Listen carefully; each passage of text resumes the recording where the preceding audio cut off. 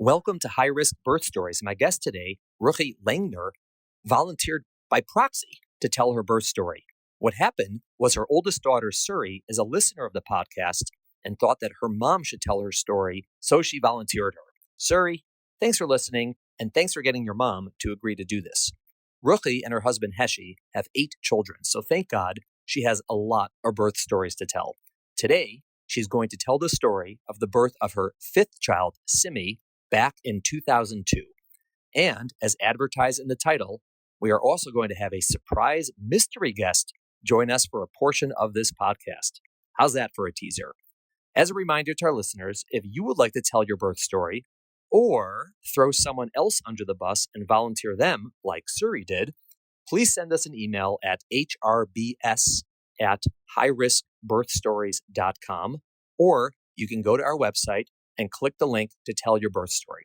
Thanks for listening. Have a great day. Have a great weekend. And a heads up, on Monday's Helpful Woman podcast, Emily Oster returns to talk about COVID, updates to Expecting Better, and her new book, The Family Firm.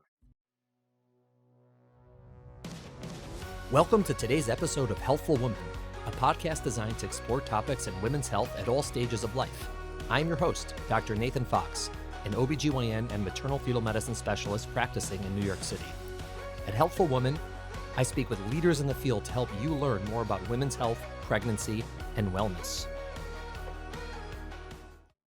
All right, Ruchie, thank you so much for coming on the podcast. It's great to talk to you. I appreciate you taking the time to tell your story. You're welcome. So you got roped in by your daughter, right? I got roped in by my daughter, which is interesting because my daughter kind of lived the story. You know, her perspective is probably fascinating. I remember about 3 weeks before I delivered. I don't know if you're familiar with the Parsha of the week, the weekly Torah portion. Sure. So it was Parshas Vayechi. It's the last portion in Bereshis. What's right. Bereshis in English? Genesis. Yes. Book 1. So, Rachel Imenu, the matriarch Rachel, she dies in childbirth. Right. And I remember Sari saying to me, Ma, Rachel Imenu died in childbirth. I said, yeah. She said, that's not going to happen to you, right? I said, no, Shefala, that doesn't happen anymore today. She was 8.5 going on 9. All right. And just the thought that mommy wouldn't come home just like freaked her out. I remember reassuring her, no, that doesn't happen. And then after the birth, I was a mess. And wow. She always says that she remembers my husband calling it that, was a girl. And then things fell apart afterwards. So she remembers this. She remembers that. She remembers my mother-in-law was babysitting and she got very nervous and she sat the kids down and they all started saying Tehillim. So she knew something was wrong. Oh my God. I sometimes think the kids knew things were wrong before I did because I was just very weak and kind of out of it. Wow. We're talking about the birth of your daughter, Simi, in 2002. And so Simi is your 5th child and Suri's your oldest. My 5th child and my youngest daughter. So if anyone remembers what happened that night to Clarice, it would probably be Suri. Yeah, because she's your oldest. So she was the oldest. Right. So thank God you have 8 children. And I have 8 children. Yeah. I'm very, very lucky. Right. And 4 grandchildren. Those are very important. Absolutely. And so Simi was born in December of 2002.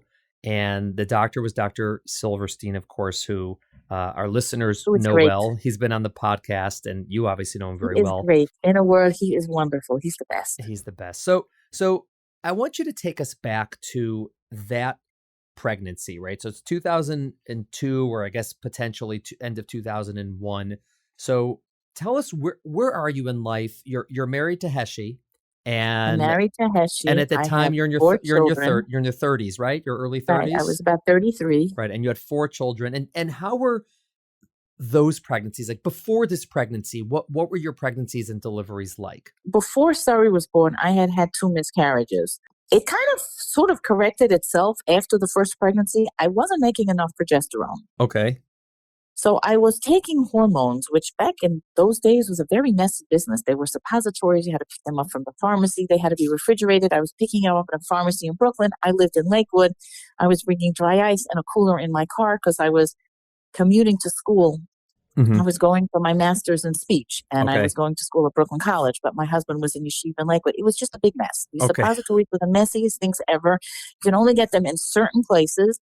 And I was also told to take a baby aspirin, which Dr. Right. Silverstein still laughs at me about, but I'm a big believer in my baby aspirin. Every pregnancy, I took my baby aspirin religiously till my 9th month. Right. And you were not seeing Dr. Silverstein for the earlier No. pregnancies. No. Right. Okay. Got it. So he didn't give you the baby aspirin. All right. I had used the same doctor for the first 2 pregnancies, and when the second one went wrong, he was like, he wasn't sure. I was devastated. I always, even as a child, I loved children. Uh-huh.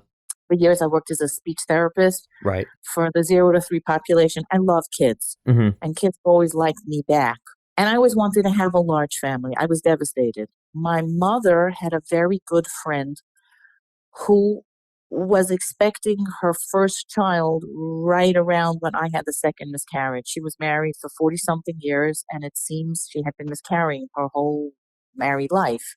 She went to this doctor, and he said to her, you're not, you can still have a baby. And he did. The boy's name is Jonathan, and he is a miracle child. You see this child, you make a bracha on him. Right.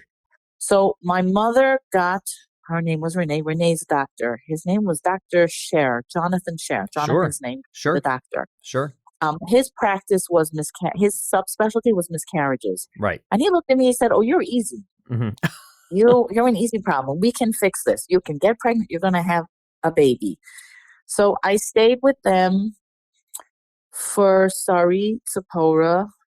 After Tzipora, the family switched insurance, and I had such aggravation getting my money back from signing and the doctors and the insurance company after Tzipora. Right. But I figured, okay, Dr. Scher was on his way to retirement. So I figured I'd use a different practice. So I had used, I think his name was John Snyder in NYU. Sure. He came highly recommended, and I knew I wanted to use a high-risk doctor because of the miscarriages, I was always considered high risk. Right.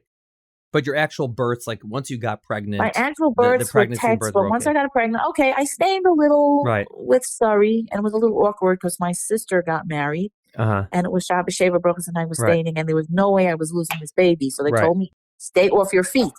I sat in my seat the whole Shabbat Sheva Brachos. It was pretty obvious something was wrong. Right. So I wasn't getting up. I was not losing this baby. Right.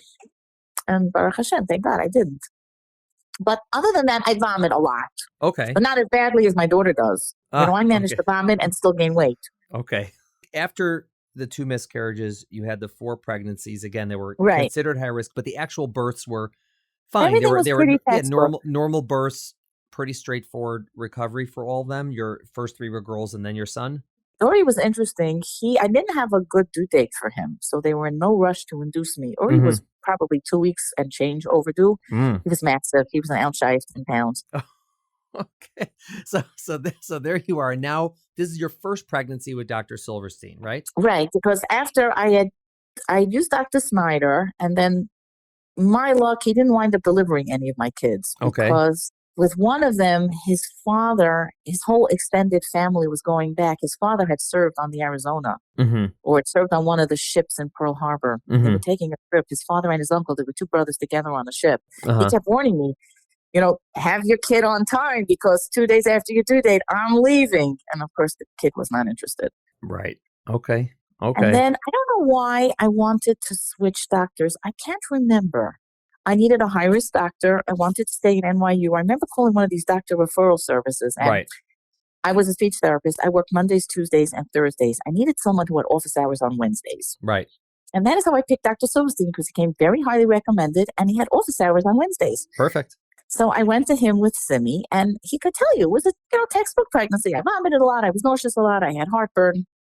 I don't gain crazy amounts of weight. Okay.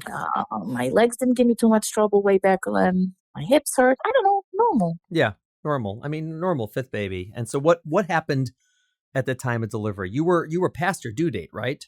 You were like a week past, I think? Uri was the latest, and then we started swinging back. Okay. So Yael, I think, was born around his due date. Maybe I was early. Simi was still late. Okay. It was a Wednesday. I wasn't feeling well. I had some, family drama in the morning, which didn't help.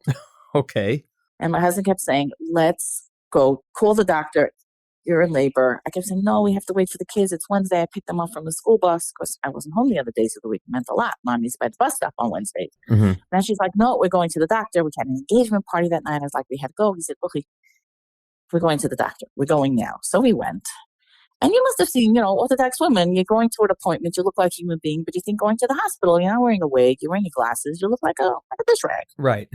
So off we go to see Dr. Silverstein. And he says, well, you're having contractions, you're in labor, no baby yet. Mm-hmm. We're not having a baby now. So I turn to Heshe, I say, good, we missed the bus stop, the kids are going to be upset, let's go home, we have this engagement party. And Dr. Silverstein, he said, no, I didn't say we're not having a baby today. I said we're not having a baby now. He says to Heshe, he says, take your wife to dinner. He said, take your wife to dinner and then come back. I looked at him and was like, take your wife to dinner? Dr. Silverstein, look at me. I didn't say that though. And she's like, okay, let's go out to dinner. So we go to this fancy Manhattan restaurant. I'm in my glasses and my suit. I feel like a complete idiot. And we go to dinner. And in the middle of dinner is like, I said to Heshe, we need to go back to the hospital because I really don't feel well. Mm-hmm. So, we finish up. I don't remember eating much of anything. I don't remember where we went, but I remember it was a place that I liked to go. It had good food. And we tried to get a cab back to NYU, and we cannot. Cab after cab is passing us, and they're all full. And Heshe keeps telling me, Ruchie, walk. And I like to walk, and I guess on a normal day, it wouldn't have been the end of the world to go to the hospital. And those days, I could still walk when I was pregnant. That changed with the last 3. Mm-hmm. But we can't get a cab. And some Orthodox guy on his way home from 47th Street pokes his head out of the sunroof of a spanking new white Lexus and says to Heshe, are you okay? Do you need help? And Heshe's like, my wife's having a baby. Please take us to NYU. So we climb into the backseat. Turns out I knew these people. Heshe didn't. They were relatives of my father. Oh, that's so I'm nice. sitting in the backseat trying to keep everything together. Hey, try not to break your water on their new Lexus. See, when I'm in a lot of pain, I kvetch a lot. That's how I deal with life. But when I'm really in pain, I get very quiet. Dr. Silverstein can tell you that too. Uh-huh. And as we're pulling out, he pulls up right in the front of the hospital. Heshe gets out, Heshe opens the door, he gets out, he helps me out. And as we're leaving, I say, thank you, Mr. Lipschitz. He says, do I know you? I said, sure. I'm Moshe Hesse Neuman's daughter, Ruchie. He says, Ruchie, oh my. He was like, you're the one to come to the hospital with us. It was hilarious. It's like, now that he knew us, he couldn't leave us. I'm like, no, Mr. Lipschitz, the doctor's waiting. It's all good. I'm thinking, great, I'm going to show up there, Heshe, this guy's son, and Mr. Lipschitz. And he was like flipping out in tow. This isn't going to be pretty. So I convinced him he can please go back to Brooklyn. I thank him profusely. To this day, every time Sari's mother-in-law, one of her best friends is Mr. Lipschitz's daughter. Her name is Schwartz now. And every time I see her, I tell her, your father is a hero in our house. Because otherwise I would have had to see me on the street. Yeah. That would have been bad, knowing what we're going to know soon. Yeah. That was a disaster. So we get into the hospital, and I'm really not doing well. And I say, I need an epidural. I needed it like 3 hours ago. So you know what it's like. No one's in any rush in the hospital with anything. Right. It's like I'm dying, and everyone's in exquisite slow motion. Right. Was Silverstein there already? Did you see him? Because he's never in slow motion. He's consistently in fast forward. But you know what I love about Dr. Silverstein? You could always tell when he's around because everybody's laughing. Yeah. And he's loud. No, he's funny. He likes to make people laugh. It's also fun because he's funny. He just has, in Hebrew, we say simcha sachayim, like a joy. There's a joy of life. A joy of life. Yeah, but it doesn't sound good in English. Okay, so you're there. You're waiting for your epidural. You're in a lot of pain. Waiting for the epidural. I'm in a lot of pain. Keeping everyone happy. He met us there. He said he was on that night. Yeah. So he was there. We come in. They say, okay, so I'm getting my epidural. And I remember this so clearly. They had me like curl over like a backwards letter C. And he's holding my shoulders down because I'm just not in good shape. And I kept saying, the baby's coming in this tone of voice. And of course, no one believes me. The baby's coming. And they kept telling me, no, don't move. They're almost done with the epidural. They finally finished and let me collapse. I keep saying the baby's coming. And lo and behold, the baby was coming. Dr. Stephen always says, she says in a whisper, the baby's coming. And lo and behold, the baby's in the bed. I was like, I told you. He's like, yeah, but you didn't scream or yell. I said, what? I was in so much pain. And what was I supposed to scream with? Right. Did you even get any of the joy of the epidural to or no? Afterwards, it's very good they put the epidural in because otherwise I would have been in pain. My feet were locking because I had the baby and I don't know what went wrong or if they noticed something is wrong right away, but I never got to hold her till way, way, way later. Looking back, I remember saying the baby's coming, and after that, everything's a little bit of a blur. I Okay. remember it was a girl. We knew it was another girl. He called the kids, so we're all excited. They wanted to speak to mommy. I don't remember if I even spoke to them or not. He called his mother, who was in my house. He called my parents. That was another girl. I remember thinking, oh God, now it's going to be battle royal. What am I naming this child? But that's a different day's headache. I'm not sure when things started falling apart, but I think they started falling apart relatively quickly. I'm assuming Dr. Silverstein can tell you. What I Well, it's interesting. It's funny you should mention that, Ruchie, because someone just walked in and I have a surprise guest for you. Say hi to Dr. Silverstein. Hi, How are you? I am fine. Sorry's making me tell my story. I do appreciate that. And there are so many stories. I mean, the stories that you told me in the office about how despite having a house full of kids, you're making cookies with Hebrew in the shapes of Hebrew letters. Oh, that How was for you someone's birthday. never I came like the into my bake. office without a pastry. There was babka the last time. Oh, because it was near Purim. I like to bake. And when you're done telling this story about donating some blood to the floor at NYU Medical Center, remember the conversation we had. That's it. After this is a message from Hashem. I'm not having any more. And No, then it was you showed not. up and, oh, well, we thought maybe one more. And said, okay, 3 that'll be more. it. And then, I No, know. one more, Oh, right? Because I trust me, I needed a name for remember. my grandfather. That was You were angry. That's the only time I've ever heard you angry. Was I ever angry with you? Yes. One moment in my life. When you told me my options are a hysterectomy or this interventional radiology thing. And I said, oh, let's do the radiology because I want another baby. You got angry at me. And I'm sure you haven't gotten to this part of the story yet. No, what you got happened, angry at me. What happened First to time in us my life when I've we ever were seen down? you angry. Yeah, I'm here to break up the fight here. So wait, Don't fight. Let's get to. No, so I was saying I don't know when things went bad. I said they must have gone bad pretty early on because I never held Simi that night. The night before we went to radiology. So Mike, what happened? It was never a hemorrhage. There was never an excessive amount of bleeding. There's the amount of bleeding you expect to happen right after a baby comes out, but usually it diminishes after 10 minutes, 20 minutes, 30 minutes, 45 minutes, and it didn't. It just kept on coming out at a steady flow. So we're never in a desperate situation, but something had to be done. Now, some people with a large family would say, enough is enough, get rid of the uterus. I don't want to bleed anymore. But we opted for, a uterus preserving effort, which turned out to be just fine. Right, because I have 3 little boys. So we're not so little anymore. Wait, so Ruchie, when this was happening and you're being presented with, you're bleeding, was it a frightening moment or was it just a shocking moment? What was it like for you at the time? I remember being kind of out of it. My feet were up in the stirrups, and at some point they started cramping. I remember my legs hurting, and I remember the nurse every few minutes saying, Rachel, are you there? Are you okay? And I just thought, part of me wanted to strangle her. I was like, who is Rachel? There is no Rachel in this room. Ruchie, my name is Ruchie, but I just said, yeah, I'm here. Where do you think I went?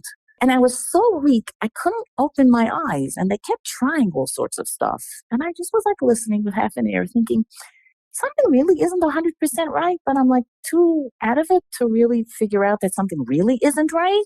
When you've left half of your blood supply on the floor of the labor room, it does leave you a little bit less than alert and a little bit less than aware. So I believe we all were trying to make sure that a very important part of your body, your brain, was not deprived of oxygen. And so that's why we kept on talking to you like that. What does Heshi say about all this? What does he tell you that he remembers from this event?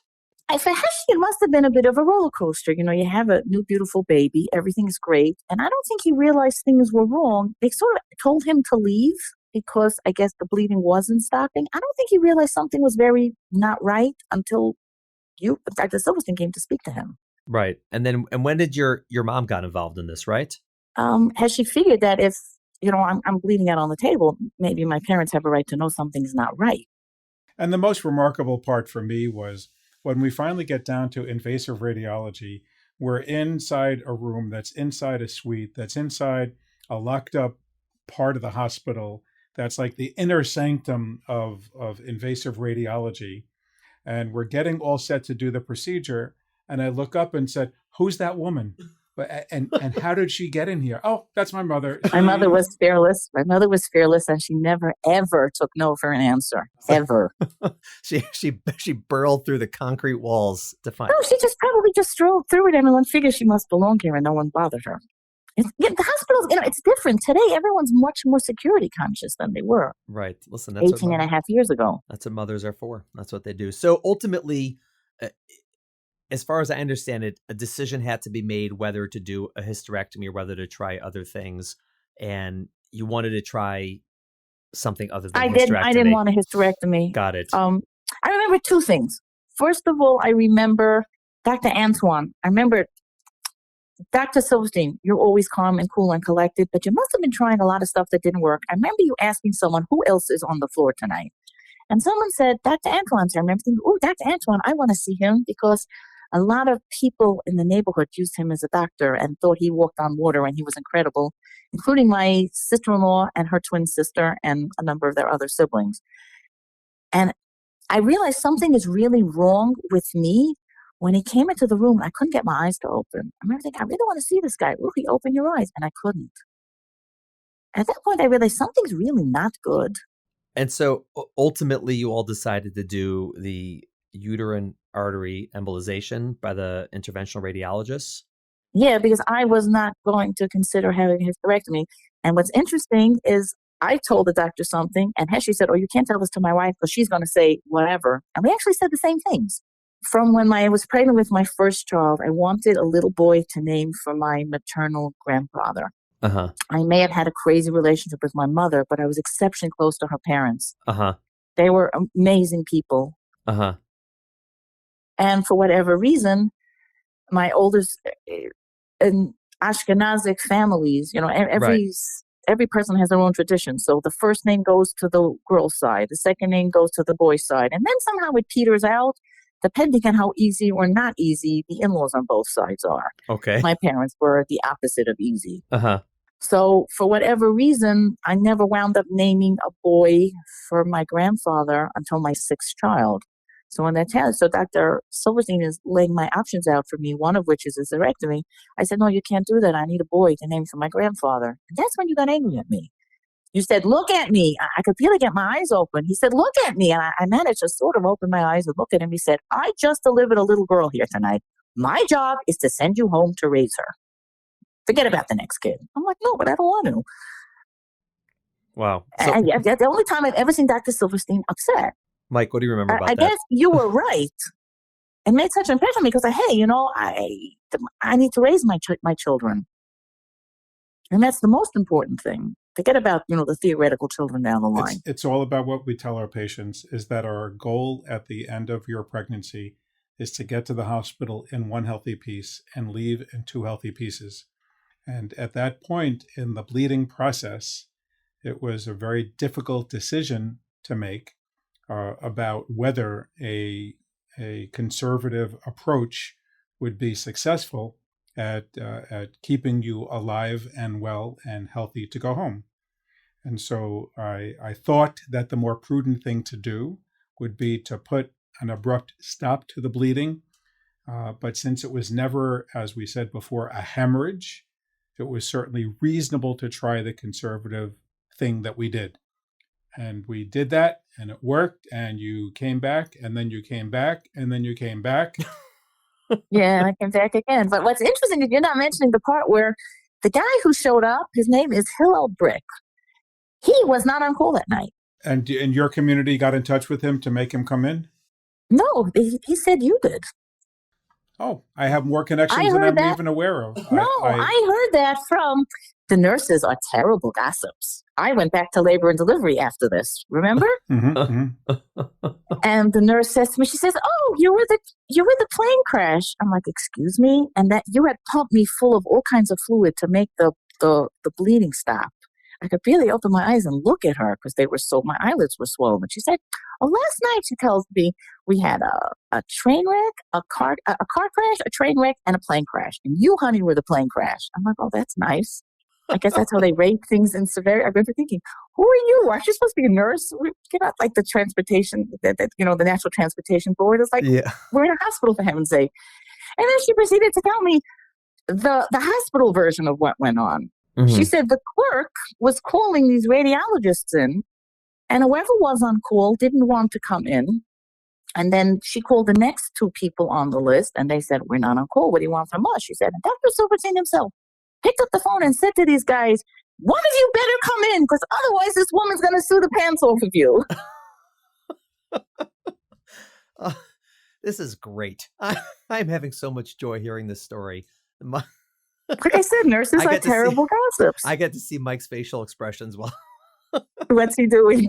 he's very wonderful memories, just wonderful memories. But it worked. I'm sure, but he must have been pretty freaked out. It's like, this is what we want to do, and the guy, and whoever's supposed to show isn't showing. Now, with a name like Hillel, you realize he was Orthodox Jewish. He came, he said, "I'm on call next week because I'm the only Jewish person in the practice, and I don't care about working over Christmas." Right. But he came anyway. He came in this puffer down jacket and high top sneakers, and from far away, he looked like a kid. It's I'll tell you, from the doctor's side, number one, it's very stressful when your patient's bleeding like that and you're trying to make these decisions. Do I do a hysterectomy? Do I not? Like, it's, she doesn't want it, but obviously we don't want anything to happen to you. Fine. And then it's also very stressful when you have a plan that we made and it's not working. And it doesn't happen. Not that it's not, it's not no, working. It's not working because the guy won't show up. Right, whatever it is, the elevator is too slow, or the bed doesn't move, or you can't find this medication, or this person's not there, or that person runs away. It can be very, very stressful. It's almost always in the middle of the night, right? These things never happen at noon. They always happen, at some crazy time at night, and it's but so thank God it happened. And was it pretty clear pretty quickly that it worked? I mean, Mike, was it something like that we're done, like it's good? Well, we did keep her on the labor floor overnight. Yeah, you got a blood transfusion, that I know. But in terms of like the bleeding slowed down pretty quickly. It was very impressive response. I was very glad to hear that. I'm very glad to see that. Ruchie, what was your recovery like after that? I mean, was it much longer than typical? Were you like kind of beat up from that experience? I remember when Dr. Silverstein discharged me from the hospital, he asked me, "How many flights of steps are there in my house?" I remember looking like, "Why do you want to know?" He said to me, "You have to take the steps from, the bedroom floor to the main floor." God, I sound like I live in a palace. It's Brooklyn. Houses are small, but they're, right. I have a lot of floors. They're vertical. Yeah. They're vertical. Like we go from basement to the attic. Right. It's like you take like a shipping container and turn it on its side, Yeah, exactly. And then you carve up as many bedrooms and every last inch gets used for closet space, no matter how irregularly shaped or out of the way it might be. Right. No, he just said, "Do the steps once a day." And I was like, okay. Coming home, the expression in Hebrew is in Yiddish is an osgeklapte Hashana. I was like a limp wash rag. I just had no energy. I mean, these days I'm pretty much an osgeklapte Hashana, but back in those days I was very energetic. Ruchie, say goodbye to Dr. Silverstein. He's going to go back and see patients, and we're gonna finish up, you and me. So thank you so much for coming by, and thank you so much for being my doctor. Honored to keep being your doctor. Regards to Heshi and the kids and the grandkids, and it's always a pleasure to see them coming through the office. Thank you so much for sending them. Thank you. Take care. Have a great day and a nice and a happy and healthy summer. What a nice surprise. So your recovery, you're home, So I came home and they kept me in the hospital an extra day. Simi was born. It was a Wednesday night. I stayed in the hospital over Shabbos, which is a little crazy because Heshi was trying to manage on his own. Right. With the kids, and they were a little freaked. They had come to visit me back in labor delivery, which was odd. Why was I put back in labor delivery? I assume so you could be monitored closer. There's more nursing on labor and delivery. Each nurse has one patient or two patients, whereas in the postpartum, each nurse has 6 patients or 7 patients or something like that. So the kids came there, and my face must have been pretty swollen, and I couldn't close my hands. So they left the hospital more freaked out than anything else. Yeah. And I didn't come home for Shabbos. I kept saying, "Mommy's going to be in the hospital 2 days, and Surrey's, Surrey's very smart and very together." And when I didn't come home Friday, it was a problem. So we kept preparing them. Mommy's going to be home after Shabbos. Right. I don't remember if I came home Saturday night or Sunday morning, but I do remember it was Sunday morning. I have a sister she lives in Montreal now, and then she lived in Israel. It was hard to get a hold of people in the hospital, and the whole family was worried. It was Sunday. The baby nurse was with the baby, and she was resting. The kids were out. I don't remember who took them. and Heshy just was so wiped out. So he just crashed. I remember thinking I was hungry or thirsty, that I was going to go downstairs and get myself something to eat. I walk down the steps. The kitchen is the back of the house. The steps are towards the front. I barely managed to drag myself into the living room and just dump myself on the couch. It was like, oh my God, this is terrible. And that's when my sister calls me. So I picked up the phone and I can't catch my breath. And she's like, Ruchie, what's wrong? I'm like, I don't know. I was hungry. I wanted to get myself something to eat. So I came downstairs and this is me.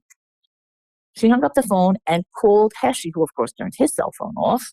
Right. Frantic that I need to go back to the hospital because I sound terrible. That's when I realized he asked me how many flights of steps in the house. I couldn't move. He's a smart guy. Well, he told me once a day. And oh my God, the first month, he wasn't kidding. I couldn't do anything. It was awful. Did you have any difficulty emotionally? Was it, the fact that it was, scary, the fact that you, almost had a hysterectomy, the fact that you could have died, all of these things or was it just like, I'm home, I'm okay, and that was behind you? I remember being so grateful, thinking that I'm so lucky. That is like, oh my God, had I been born in a different century, I would be dead. And someone else would be raising my children. And the fact that I didn't have a hysterectomy, I didn't realize at the time how grateful I should be for that also. Because in this, we all swap crazy birth stories. Right. Get enough of us together. Yeah. I've heard 2 other stories like mine, but both of them gave birth in Maimonides here locally. And there was no interventional radiologist to do anything. And both of them never had children afterwards because they both had hysterectomies.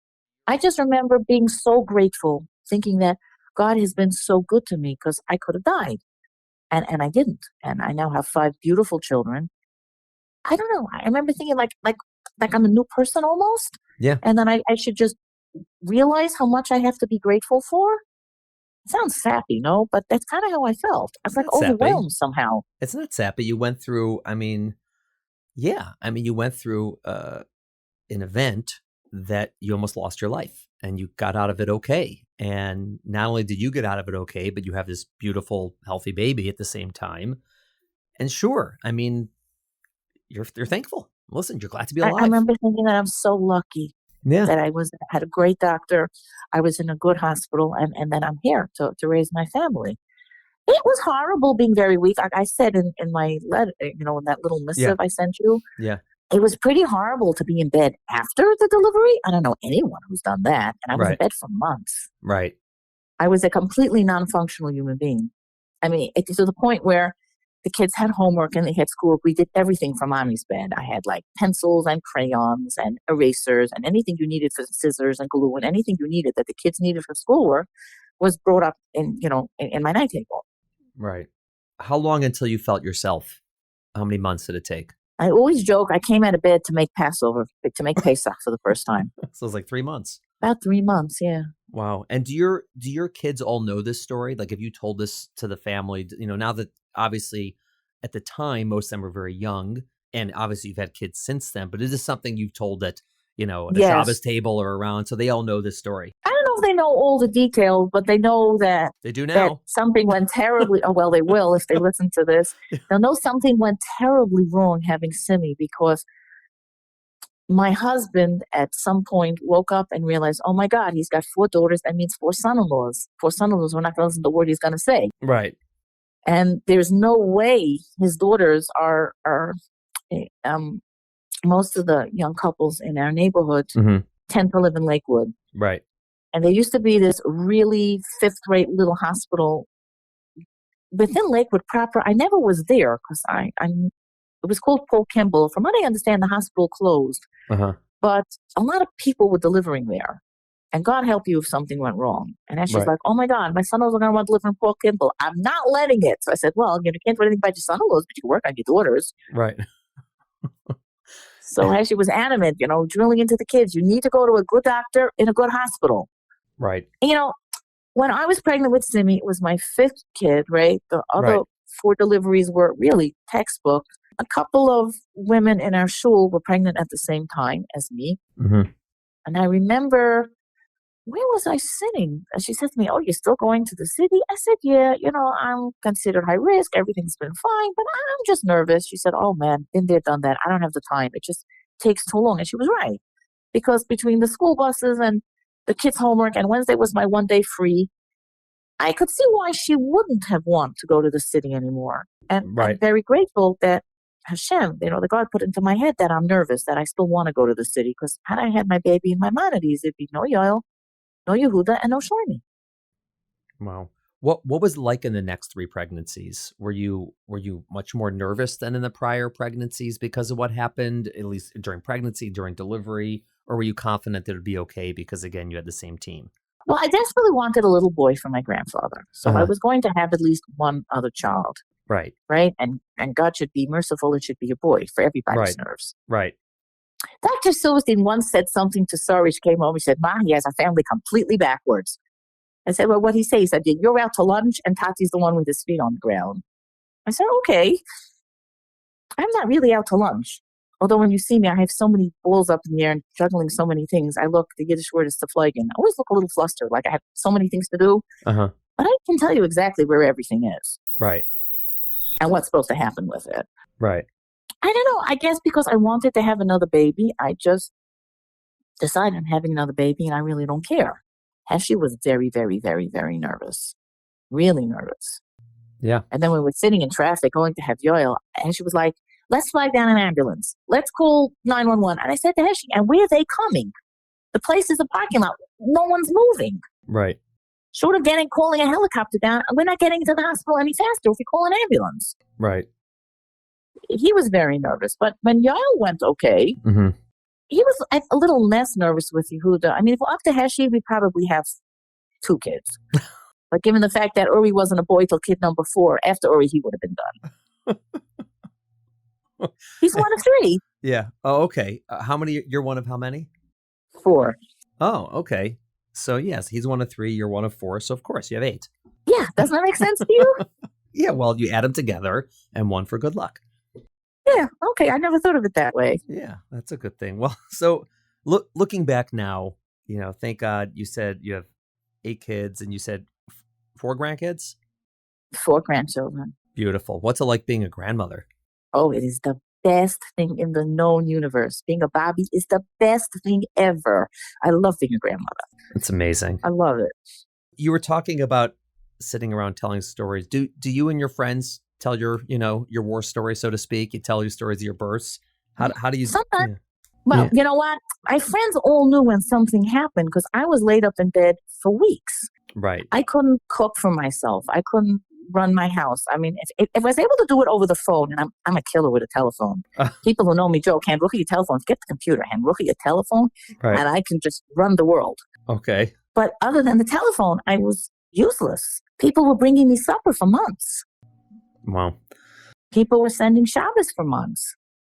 And that's was the thing I liked the least about the whole business afterwards was that I've been very fortunate. I've never been on the taking end of things. Right. I'm always one who was packing up, there's a round robin, someone in shul has a child or a friend has a child.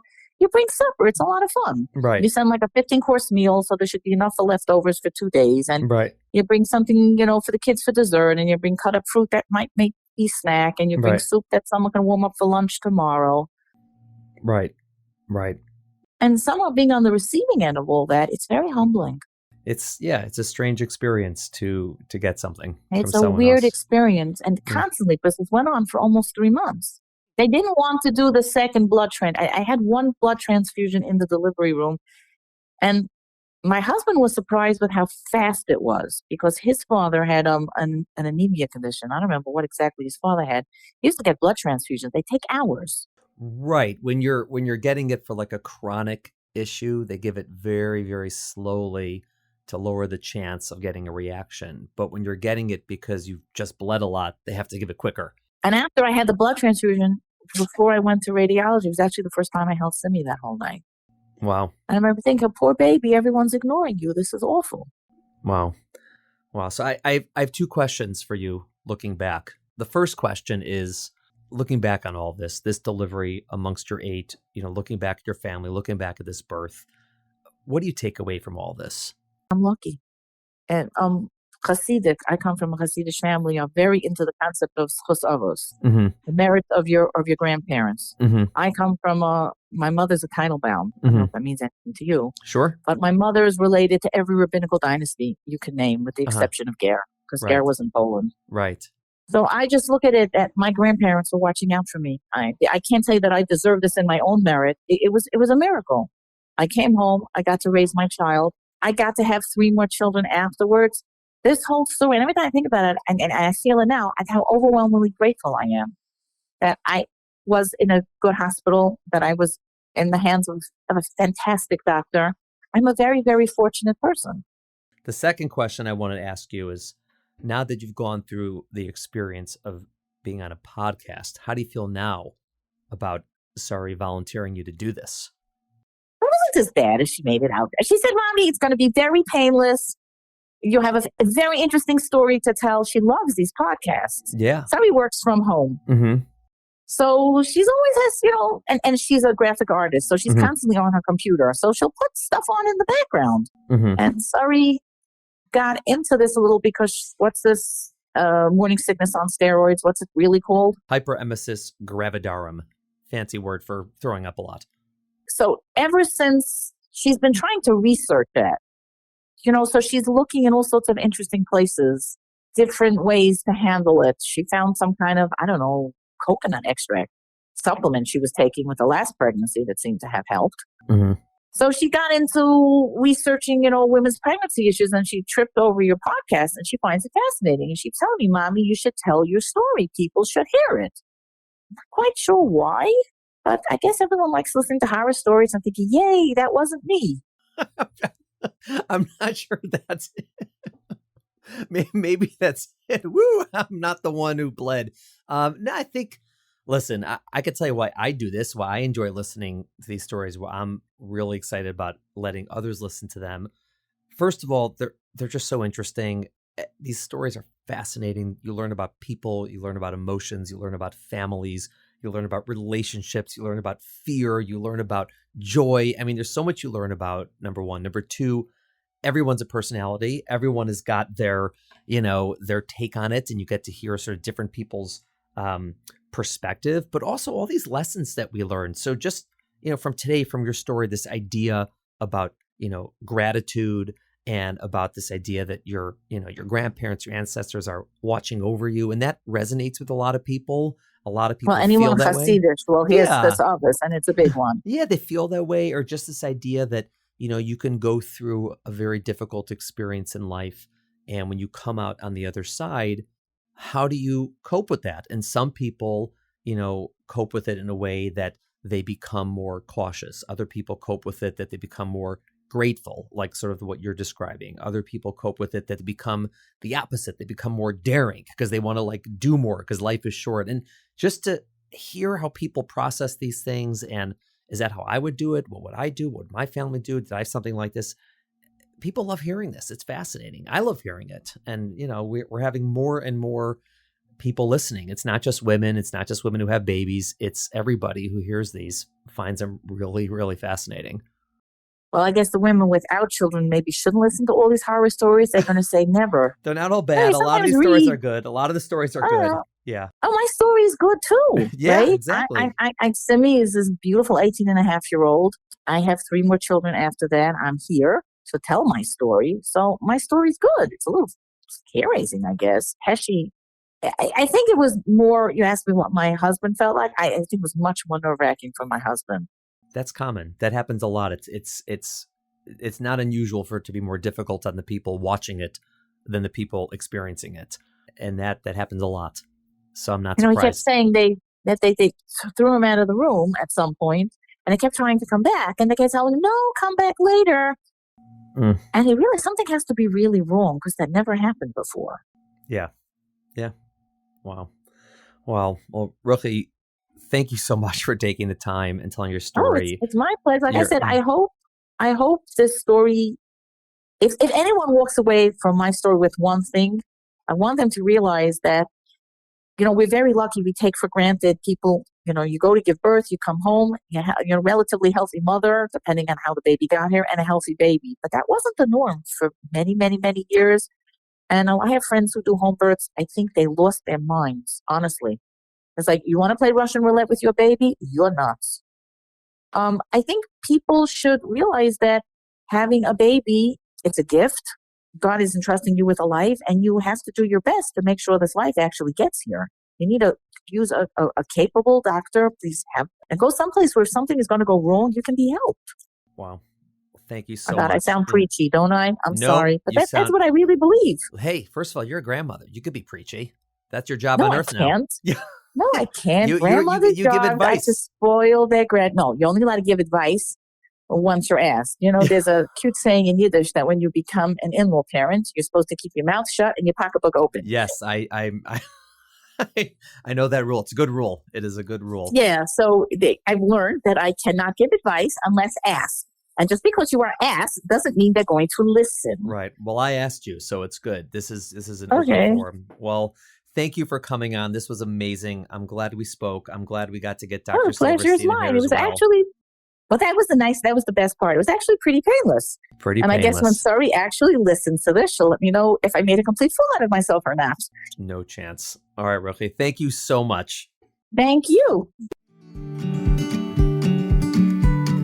I had such a blast recording that podcast. First, Ruchie's awesome. She's a terrific storyteller, and she also threw in some pretty important life lessons for us about being grateful for all of the blessings we have in life.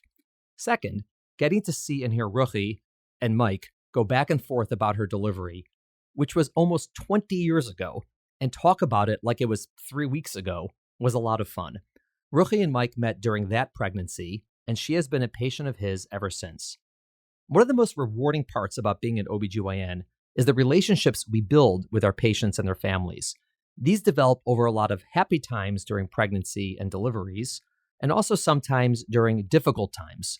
And then over the course of the years when they return for more pregnancies or for general care afterwards. The longer I practice, the more I appreciate it. Thank you all for listening. Have a great day. Have a great weekend. Thank you for listening to the Healthful Woman podcast. To learn more about our podcast, please visit our website at www.healthfulwoman.com. That's HEALTHFULWOMAN.com. If you have any questions about this podcast or any other topic you would like us to address, please feel free to email us at hw@healthfulwoman.com. Have a great day. The information discussed in Healthful Woman is intended for educational uses only and does not replace medical care from your physician.